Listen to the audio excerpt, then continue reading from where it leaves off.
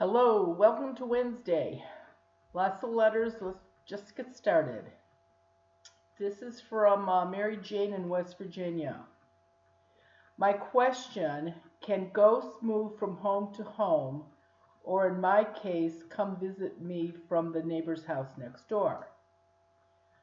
I'm writing you because my next door neighbors informed me yesterday that they are certain they have ghosts in their home.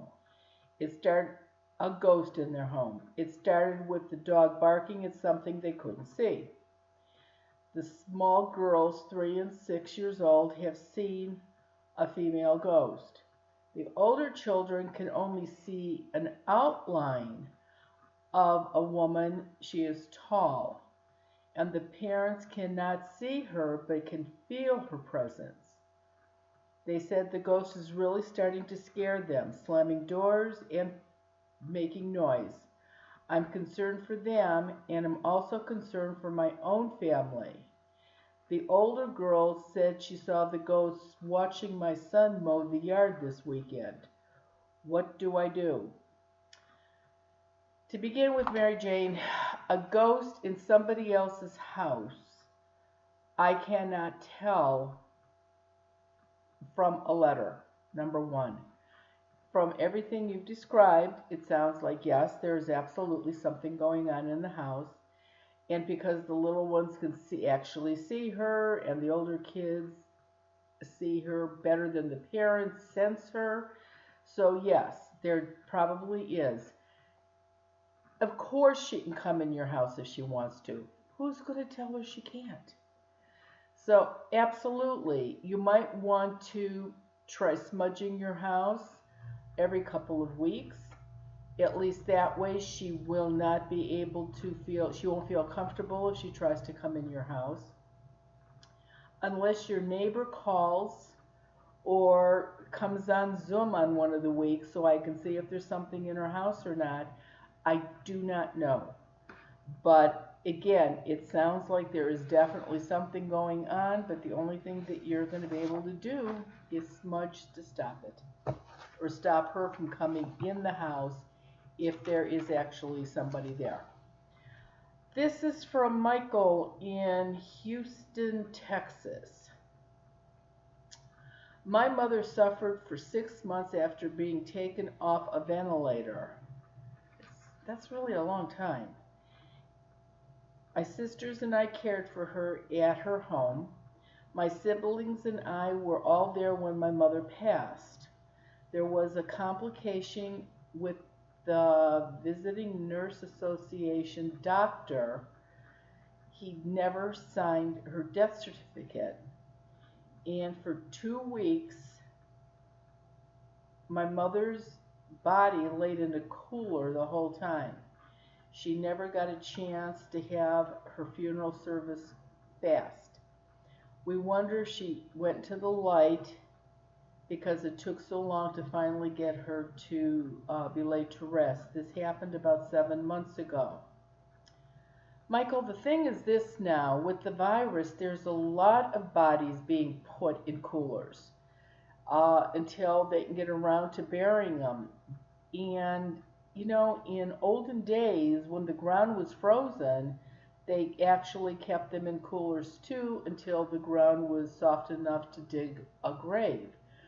So that does not mean anything that she couldn't be buried or have a funeral right away. Anybody whose funeral is prolonged like that, though, or it takes long to have it, they have choices. They have the white light with them. The very second they took their last breath, they have the white light. Or she had the white light. She could have made the choice to go into the light right then. That was her choice. Or she could have made the choice to stay and wait until she actually had her funeral and go after that. Her white light would have stayed with her until her final memorial service. And she still had 48 to 72 hours after that. So the best way to figure out if she got to heaven is, do you or your siblings dream of her? If you dream of anybody that has died and they look good, they look healthy, they're happy, they're where they're supposed to be. So I can't answer your question for you because I'm not talking to you from, your mom's house, but after the funeral would not have stopped her. So that would not have been a reason why she would not have crossed over. Okay, this one is from No Name, from New Orleans. Uh, I have used a pendulum off and on for many years for health-related questions such as which supplements to take for healing a specific problem.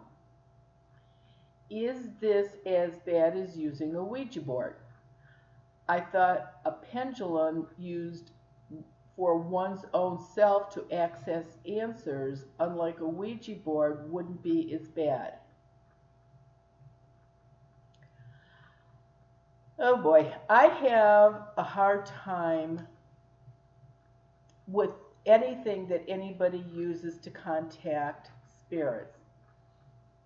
A Ouija board, you're asking for a spirit to come and talk to you. A pendulum, you're asking a spirit to make the pendulum go in a certain direction to give you an answer. So they're similar because you're both things are asking a spirit to come and help them get an answer. On the Ouija board, it moves the planchette, the little thing you put your fingers on. So I guess the pendulum is better than a Ouija board. I have absolutely no use for a Ouija board. None. But the biggest thing that anybody has to do that uses anything for readings or pendulums or anything, the biggest thing you have to do is learn how to protect yourself. If you've got yourself covered in white light, and that should keep anything that is negative away from you while you're using whatever you're using. Seriously, if you have a quince seed on you, it can't come within 3.5, 4 feet of you, so any answer that you would get from the pendulum should be accurate because the quince seed does not stop anybody from heaven or the white light, which are your good ones. So that would be my suggestion to you. Don't know, never used one, never had to. So but protect yourself. Just don't take the chance. Just definitely protect yourself before you use anything. You don't want somebody messing around with your pendulum telling you to take something that isn't going to be helpful or that could hurt you. This is from Barbara in Canada. I have a son who is withdrawn, paranoid, uses marijuana on a regular basis. Is there an attachment going on with him? He is 30 years old and he has never lived on his own. He's been living in the house with me and he's been in this depression and paranoid since he's been 15 years old. What's your advice? Well, 30 years old and still living at home. That I don't know, does he have a job? Does he go to school? Or is this just his life that he's going to live the rest of his life in your house? I don't know. Does he have a spirit attached to him? People that use drugs on a really regular basis, because of their energy, a lot of them actually do have something attached to them, which could be affecting him, absolutely. Plus, what are his circle of friends like? Unfortunately, people that use marijuana or any drugs on a regular basis usually do it with people of same like the way they think. So if he doesn't have anything attached to him, probably, or somebody in his group does. Again, I cannot tell from this if he's got something at 30 years old. I'm thinking there's some kind of problem going on here. So I would try to call and see if you could leave a message when he's in the house, or get on one of these Zooms. I'm on once a week. I can tell from that if there's something in the house or not. And at least you'll know faster than waiting for a phone call for me to get back to you. But that's the best I could do, Barbara. This one is from Jose in Bowling Green, Florida. Okay. A few years ago, my uncle and his wife were found dead in their home by my cousin. When they arrived at their home that night, let's start over on this one. Few years ago, my uncle and his wife were found dead in their home. When I arrived at their home that night, I saw two people run out of the house into the woods. It was their oldest daughter and youngest son. When we walked into the house, we saw my aunt and uncle shot and dead. To cut to the chase, thank you, this was ruled suicide murder. We all feel there is something weird about this. Why would my cousins run off into the woods? Why would my uncle shoot his wife and then himself? He would have never done something like that.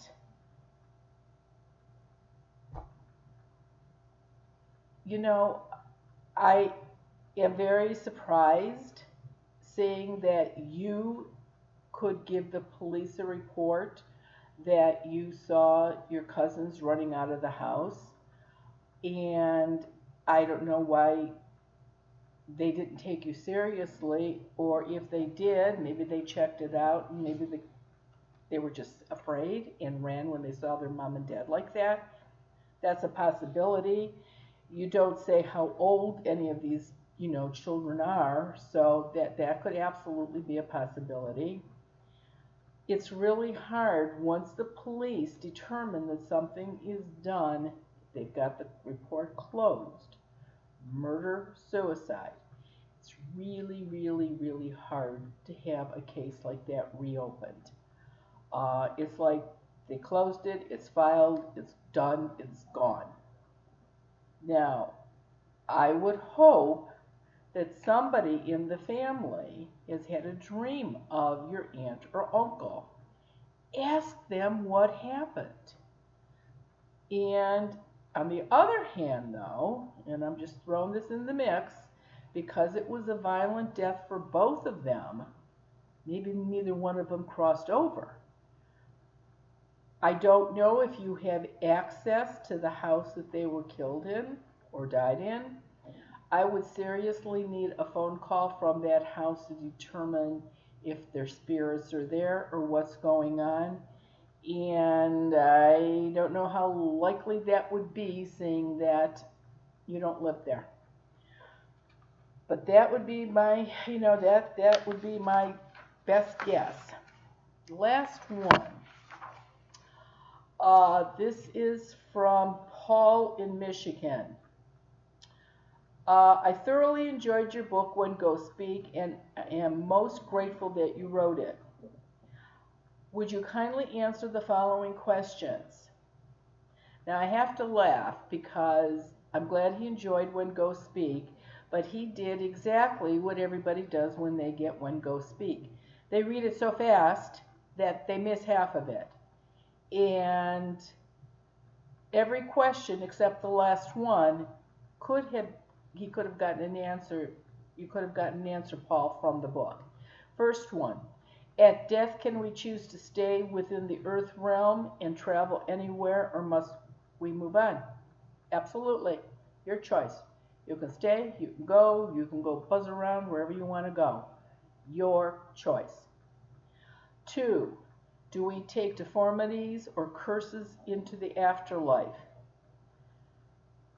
The spirit is never deformed. The body has parts missing, pieces missing. The spirit is always whole. And curses would be removed after you go into the light. So you do not have any of that in heaven, or the other side, or the white light, or whatever you perceive that to be. Next question. Are incubi and succubi earthbound spirits from another realm or fiction? They are not fiction, and they are not from another realm. They are from this realm.